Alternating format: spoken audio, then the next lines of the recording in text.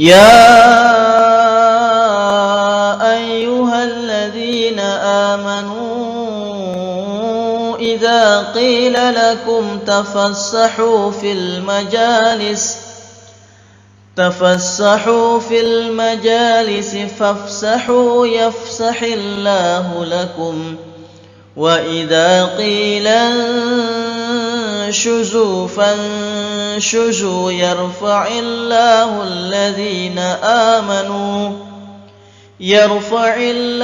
الذين آمنوا منكم والذين أوتوا العلم درجات والله بما تعملون خبير. Hai orang-orang yang beriman, apabila dikatakan kepadamu berlapang-lapanglah dalam majlis, maka lapangkanlah. Niscaya Allah akan memberi kelapangan untukmu. Dan apabila dikatakan berdirilah kamu, maka berdirilah. Niscaya Allah akan meninggikan orang-orang yang beriman di antaramu dan orang-orang yang diberi ilmu pengetahuan beberapa derajat. Dan Allah Maha mengetahui apa yang kamu kerjakan. An Anas bin Malik qala Rasulullah sallallahu alaihi wasallam talabul ilmi faridatun ala kulli muslim. Anas bin Malik radhiyallahu anhu berkata, Rasulullah sallallahu alaihi wasallam bersabda, menuntut ilmu diwajibkan bagi setiap muslim.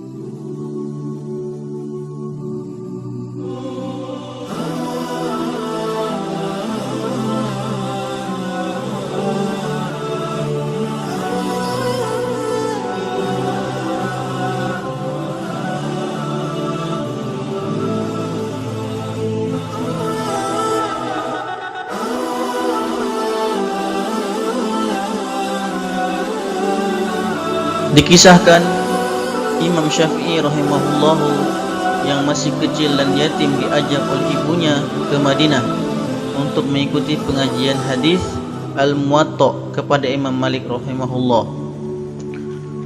Pada waktu itu kondisi Imam Syafi'i dan ibunya sangat miskin sekali, sehingga tidak mampu membelikan Imam Syafi'i pena dan alat tulis lainnya. Tetapi Imam Syafi'i, beliau tidak pernah patah semangat. Setiap hari beliau mengikuti majelis Imam Malik dan beliau menggunakan telunjuk kanannya sebagai pena. Setelah ditempelkan ke lidahnya, lalu beliau menjadikan tangan kirinya sebagai buku. Melihat kondisi ini, Imam Malik merasa terganggu dan memanggil Imam Syafi'i. Imam Malik berkata, lebih baik kau pulang saja. Kamu melakukan perbuatan yang sia-sia di sini, kata Imam Malik, memerintahkan kepada Imam Syafi'i.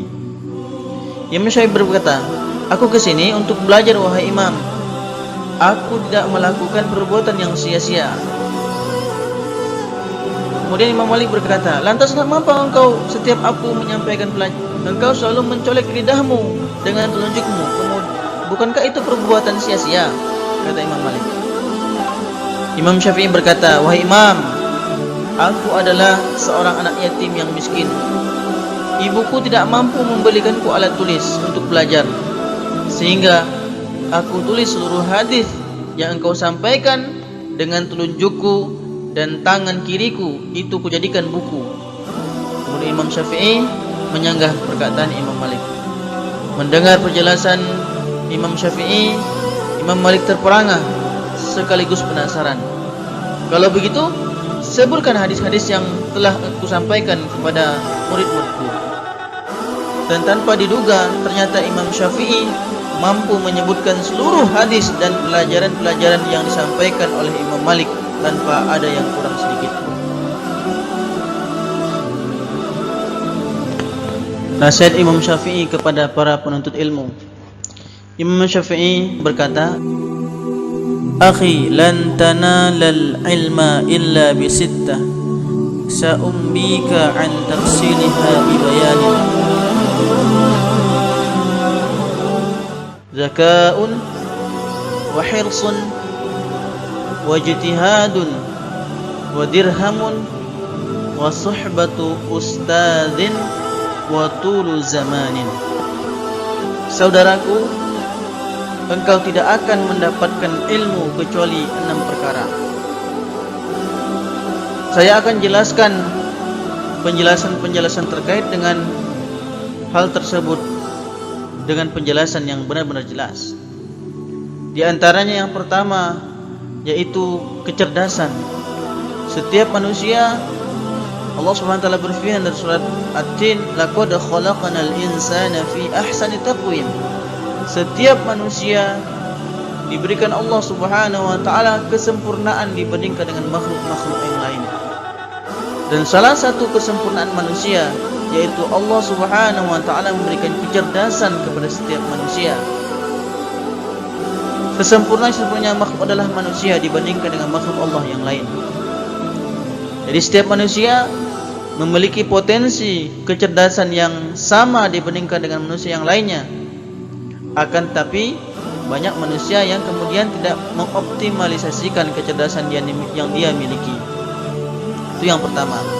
Yang kedua, kata Imam Syafi'i, wa hirsun, semangat. Menuntut ilmu itu harus dengan semangat yang tinggi. Menuntut ilmu tidak akan kita dapatkan dengan bermalas-malasan. Dan ilmu yang bermanfaat yang kita dapatkan kalau kita semangat dalam mencarinya. Kemudian wajtihadun, kesungguh-sungguhan. Kalau kita memiliki cita-cita, maka kita harus cari ilmu terkait dengan cita-cita tersebut, dan kita harus bersungguh-sungguh mengumpulkan redaksi-redaksi ilmu agar nanti ketika kita berprofesi sebagai apapun di dunia ini, maka kita akan dapatkan, dan semuanya tidak akan kita dapat kecuali dengan kesungguhan.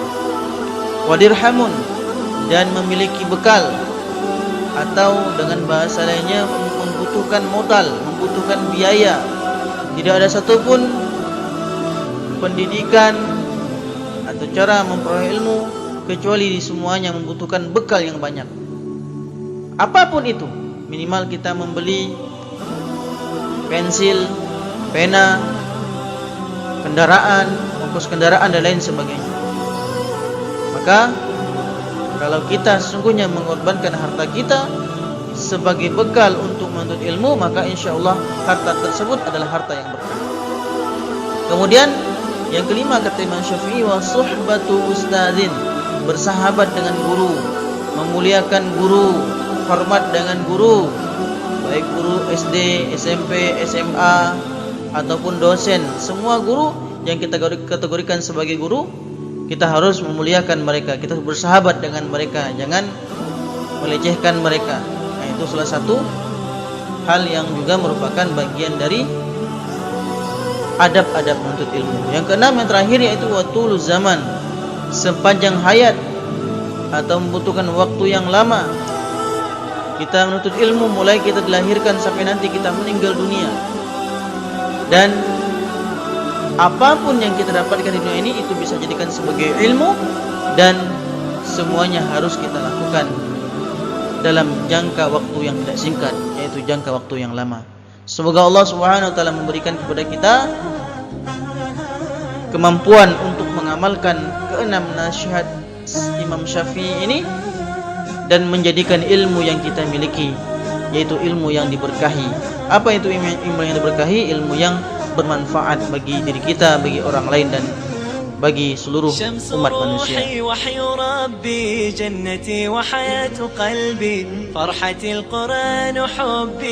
An Anas bin Malik qala qala Rasulullah sallallahu alaihi wasallam, man kharaja fi talabil ilmi fahuwa fi sabilillah hatta yarji'a. Anas bin Malik radhiyallahu anhu berkata, Rasulullah sallallahu alaihi wasallam bersabda, barang siapa pergi untuk menuntut ilmu, maka dia berjuang di jalan Allah sampai dia pulang.